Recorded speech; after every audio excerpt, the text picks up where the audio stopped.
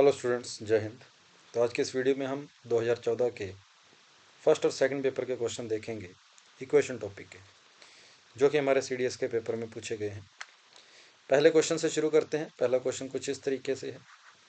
ए positive number, कोई एक positive number है, व्हेन इंक्रीज्ड बाय 10, उसमें जब 10 ऐड किया जाता है, equals 200 times of its reciprocal, वो अपने रेसिप्रोकल का 200 गुना हो जाता है। तो आप इसको आराम से सोल्व कर लें क्रॉस मल्टीप्लाई करके। ये आपके पास एक क्वाड्रेटिक इक्वेशन बनेगी और इस क्वाड्रेटिक इक्वेशन को जब हम सोल्व करेंगे तो x की हमारे पास दो वैल्यू आएगी। एक x की वैल्यू आ रही है -20 और एक x की वैल्यू आ रही है +10। x की वैल्यू हम नेगेटिव ले नहीं सकते क्योंकि पॉजिटिव नंबर बोला है, तो इस क्वेश्चन का आंसर बी ऑप्शन हो जाएगा। x की वैल्यू 10 हो जाएगी।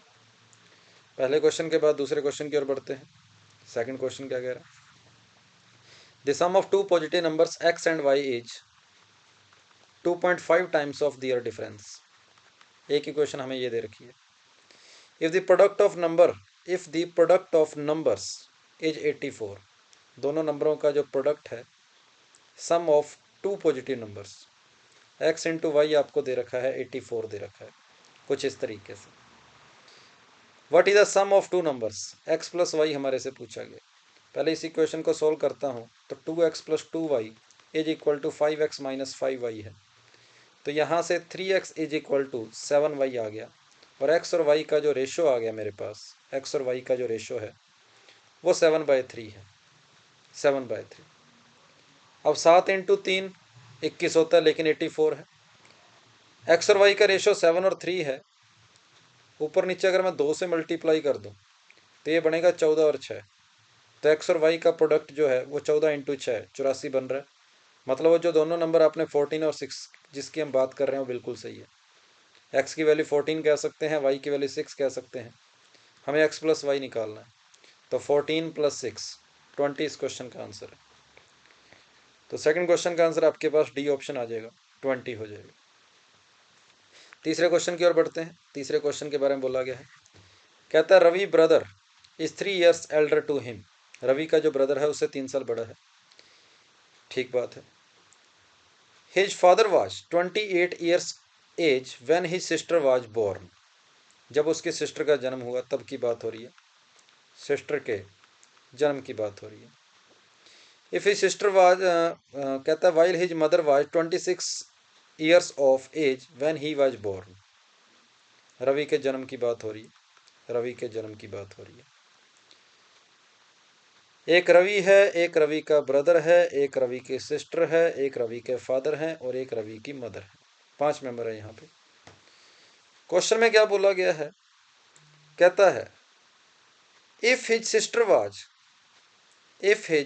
Was 4 years of age when his brother was born. उसके सिस्टर की एज 4 साल थी जब उसके ब्रदर का जन्म हुआ। उसके ब्रदर के जन्म की बात कर लेते हैं अपने। जब उसके ब्रदर का जन्म हुआ तब उसकी सिस्टर जो थी 4 साल थी। इसका मतलब उसकी सिस्टर जो है वो उसके ब्रदर से 4 साल बड़ी है। और रवि का जो ब्रदर है वो 3 साल बड़ा है रवि से, ये बात करी गई है। कहने का मतलब ये हुआ कि जब रवि की उम्र, रवि का जब जन्म हुआ, रवि की उम्र 0 साल थी, उसका ब्रदर उससे 3 साल बड़ा है तो वो 3 साल का था। उसका ब्रदर, जब रवि का जन्म हुआ उसका ब्रदर 3 साल का था। उसकी सिस्टर जो उसके ब्रदर से भी 4 साल बड़ी है, मतलब 7 साल की थी, कुछ ऐसा बोला गया। ठीक बात है। कहता है his father was 28 years of age when his sister was born.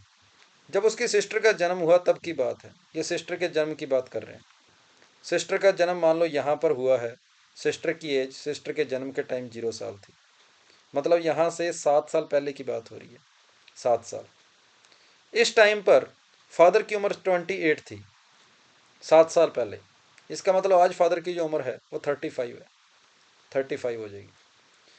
फिर कह रहा है his sister was born while his mother was 26 years of age when he was born. Question में क्या बोला गया कि जब रवि का खुद का जन्म होता है तब उसकी मदर की उम्र 26 साल थी। तो रवि की के जन्म के टाइम उसकी मदर की उम्र जो है 26 साल थी। क्वेश्चन क्या बोला गया? कहता the age of Ravi and father respectively, father और मदर की एज बतानी है।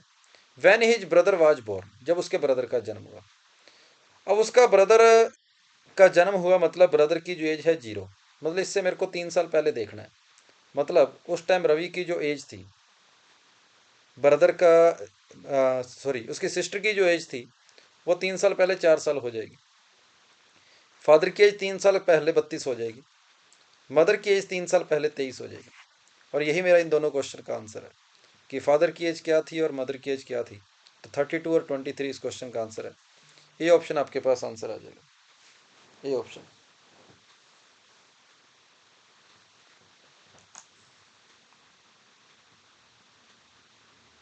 तो ये था तीसरा क्वेश्चन। तीसरे क्वेश्चन के बाद मैं चौथे क्वेश्चन की ओर चलता हूँ। Two tables and one two chair and one table cost रुपये 700। 2 चेयर का और 1 टेबल का जो रेट है वो 700 रुपये है। 1 chair plus 2 table, 1 chair plus 2 table का जो रेट है वो 800 रुपये है। तो उसने बोला if the cost m table plus m chair is equal to 30,000 है, तो एम की वैल्यू बताओ क्या होगी। मतलब इन दोनों इक्वेशन को सोल्व करके सी और टी की वैल्यू निकालनी है बस हमें। तो पहली इक्वेशन को 2 से मल्टीप्लाई करके उसमें से इस इक्वेशन को माइनस किया तो 3c इज इक्वल टू 600 आ जाएगा। सी की वैल्यू 200 आ जाएगी। और अगर सी की जगह पर मैं 200 पुट करता हूं तो टी की वैल्यू 300 आ जाएगी। ये सी और टी की वैल्यू अगर मैं यहां और यहां पुट करता हूं तो 500m इज इक्वल टू 30,000 हो जाएगा। और यहां से m की वैल्यू आपके पास 60 आ जाएगी। तो इस क्वेश्चन का आंसर हो जाएगा ये ऑप्शन। ये भी आपके पास 2014 के फर्स्ट पेपर का क्वेश्चन था और ये अपना चौथा क्वेश्चन था। अगले क्वेश्चन की ओर चलते हैं, पांचवा question. In solving a problem one student makes a mistake in the coefficient of first degree term. उसने फर्स्ट डिग्री टर्म के अंदर मिस्टेक करी है। उस बंदे ने क्या किया है, फर्स्ट डिग्री टर्म के अंदर मिस्टेक करी है। फर्स्ट डिग्री टर्म का मतलब उसने इसके अंदर गलती करी है। तो इसके अंदर गलती करी है लेकिन ये उसका सही है, मतलब रूट का प्रोडक्ट उसने सही लिखा है। तो -9 का और -1 का प्रोडक्ट आप जानते हैं प्लस का 9 होगा। इसका मतलब यहाँ पर तो जरूर 9 आएगा। इस जगह पर तो पक्का हो गया 9 ही आएगा। ठीक बात है, प्लस का वो भी। फिर दूसरे बंदे ने क्या किया, मिस्टेक करी है कांस्टेंट टर्म के अंदर। दूसरे बंदे ने कांस्टेंट टर्म के अंदर मिस्टेक करी है, यहाँ पर मिस्टेक करी है, मतलब उसने इसको सही लिखा है। और यहाँ पर दोनों रूट को उसने 8 और 2 निकाले हैं और दोनों रूट का सम आता है इस जगह पे। तो 8 + 2 10, मतलब यहाँ पर इस जगह पर 10 आना चाहिए था क्योंकि उसने इसको सही निकाला है, ये गलत निकाला था। इन दोनों बातों को जब हम कंबाइन करेंगे तो इक्वेशन हमारे पास ये बन जाएगी और यही इस क्वेश्चन का आंसर है। उसने करेक्ट इक्वेशन पूछी थी, क्या होगी, सी ऑप्शन आपके पास इस क्वेश्चन का आंसर रहेगा। क्वेश्चन नंबर 5 के बाद क्वेश्चन नंबर 6 की ओर चलता हूँ। कहता है एम और एन इस इक्वेशन के रूट हैं, तो वो इक्वेशन बताओ जिसके रूट ये और ये होंगे। तो पहले तो इन दोनों रूट्स को मैं अलग कुछ इस तरीके से सिंप्लीफाई कर लेता हूँ। पहला रूट ऐसा दिख रहा है, दूसरा रूट आपको ऐसा दिख रहा है। मुझे पता है इक्वेशन क्या होती है, x² माइनस दोनों रूट का सम, दोनों रूट का सम प्लस दोनों रूट का प्रोडक्ट। ये हमारे पास इक्वेशन होती है जो हमें फाइंड करनी है। और m + n अगर इस इक्वेशन के रूट है तो m + n की वैल्यू -b/a है और m × n की वैल्यू c/a है। यही सब कुछ मैंने यहाँ सब्स्टिट्यूट करना है। तो x² माइनस ये प्लस का m और n, m + n हो गया, इसकी वैल्यू -b/a पुट कर दो। फिर 1/m + 1/n बच गया, जिसमें mn एलसीएम आ जाएगा, ऊपर बचेगा m + n x प्लस यहाँ मल्टीप्लाई करेंगे तो ये बनेगा mn plus 1/mn plus n/m plus m/n equal to 0। तो ये हो जाएगा x² माइनस माइनस का b/a प्लस m + n की वैल्यू आपके पास -b/a है, m × n की वैल्यू आपके पास c/a है, m × n की वैल्यू है c/a। इससे ये कैंसिल हो गया। प्लस m इंटू एन की वैल्यू c बाय ए है, 1/mn की वैल्यू a बाय c हो जाएगी। यहाँ mn एलसीएम आएगा जिसकी वैल्यू c बाय ए है, ऊपर बनेगा m square plus n square, और m square plus n square ऊपर बनेगा m square plus n square, जिसको आप लिख सकते हो m प्लस n का होल स्क्वायर माइनस 2mn, ये लिख सकते हैं इसको अपने। तो ये सारी वैल्यू जब यहाँ मैं सब्स्टिट्यूट करूँगा तो मैं देखता हूँ ए सी एलसीएम आ रहा है। ए सी एलसीएम आने पर ऊपर बनेगा मेरे पास माइनस का बी सी और माइनस का ही ए बी बनेगा, माइनस का बी सी और माइनस का ए बी। यहाँ आ गया एक्स प्लस आगे जो भी पड़ा रहेगा। यहाँ माइनस माइनस कॉमन आकर बाहर आ जाएगा, माइनस माइनस प्लस हो जाएगा। तो आप देखेंगे कि पीछे आपके पास बचा b c plus a b upon में ए सी इंटू में एक्स प्लस वगैरह वगैरह आगे जो भी आएगा। अब यहाँ पर ए सी जब एलसीएम आएगा तो ये एक्स स्क्वायर के साथ मल्टीप्लाई हो जाएगा, और प्लस का बी सी और प्लस का ए बी आपको यहाँ पर पहली इक्वेशन के अंदर दिखाई दे रहे हैं। तो पहली इक्वेशन ही आपके पास है, इस क्वेश्चन का आंसर हो जाएगी। पूरे क्वेश्चन को सोल्व करने की जरूरत नहीं है, यहीं से हमें पता लग गया कि इस क्वेश्चन का आंसर ए ऑप्शन आएगा। कुछ वैल्यू सिर्फ एक्स के कोफिशिएंट को देखकर ही हमने आइडिया लगा लिया इस क्वेश्चन का। तो क्वेश्चन नंबर 6 का आंसर आपके पास फर्स्ट ऑप्शन रहेगा। क्वेश्चन नंबर 7 की ओर चलते हैं। क्वेश्चन नंबर 7 कहता है इसकी value can never be less than, इसकी वैल्यू किससे कम नहीं हो सकती, मतलब आपको इसकी मिनिमम वैल्यू बतानी है क्या होगी। तो इसकी मिनिमम वैल्यू होती है माइनस डी बाय 4a। तो माइनस का B square minus 4ac upon 4a। तो यहाँ से आप देख सकते हैं कि आपके पास वैल्यू क्या आ रही है। 44 में से 16 गया, 28 में 4 का डिवाइड किया 7। इस क्वेश्चन का आंसर आपके पास 7 आ जाएगा कि इसकी जो मिनिमम वैल्यू है वो 7 होएगी, 7 से कम नहीं हो सकती। डी यहाँ पर डिस्क्रिमिनेंट होता है जिसकी वैल्यू आप जानते हैं बी स्क्वायर माइनस 4ac होती है। डी की value B square minus 4ac है। क्वेश्चन नंबर 7 के बाद में क्वेश्चन नंबर 8 की ओर चलता हूँ। कहता है roots of this equation are equal, अगर इस इक्वेशन के रूट इक्वल हैं तो बी स्क्वायर बराबर होएगा 4ac के, ये बात हम जानते हैं। तो बी स्क्वायर हो जाएगा 4 इंटू में b square minus a c इसका whole square is equal to 4 into a c a square minus B c into c square minus A B.